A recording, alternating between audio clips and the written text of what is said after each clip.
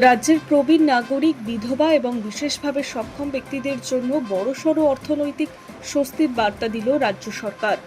নতুন সরকার ক্ষমতা আসার পর ইতিমধ্যে সামাজিক সুরক্ষার খাতে এই সমস্ত ভাতা মাসিক 1,000 টাকা থেকে বাড়িয়ে 1,500 টাকা করা হয়েছিল।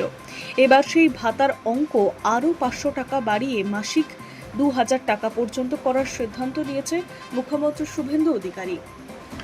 নবান্নে একটি সাংবাদিক বৈঠকে প্রশাসনিক এই সিদ্ধান্তের কথা প্রকাশ্যে আনেন মুখ্যমন্ত্রী নিজেই। উল্লেখ্য, বিধানসভা নির্বাচনের পূর্বে বিজেপি সরকার প্রকাশিত নির্বাচনী সংকল্পপত্রে রাজ্যের বার্ধক্য, বিধবা এবং বিশেষভাবে সক্ষম মানুষদের মাসিক ভাতা বৃদ্ধির স্পষ্ট প্রতিশ্রুতি দেওয়া হয়েছিল। সরকার গঠনের পর থেকেই সেই সমস্ত দেওয়া বাস্তবে রূপায়ণ করতে তৎপরতা দেখায় প্রশাসন। পূর্বতন সরকারের আমলে রাজ্যে এই 3 শ্রেণীর উপভোক্তারা মাসে 1,000 টাকা করে সরকারি ভাতা পেতেন। নতুন সরকার গঠনের পর প্রথম দফাতেই সেই অঙ্ক 500 টাকা বাড়িয়ে 1,500 টাকা করা হয়।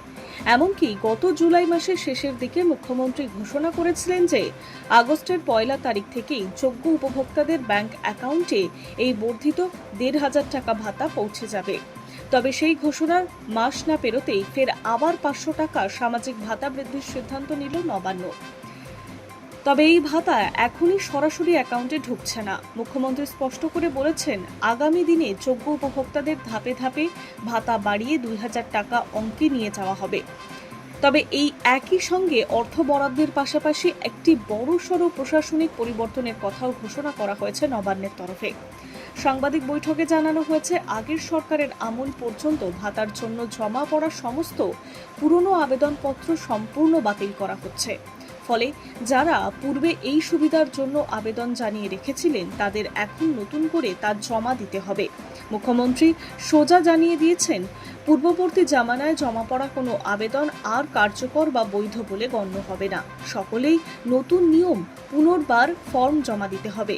নবান্ন সূত্রে জানা গিয়েছে, নতুন করে জমা পড়া আবেদনপত্রগুলি অত্যন্ত কঠোর প্রশাসনিক ব্যবস্থার মাধ্যমে খুঁটিয়ে যাচাই বাছাই করা হবে।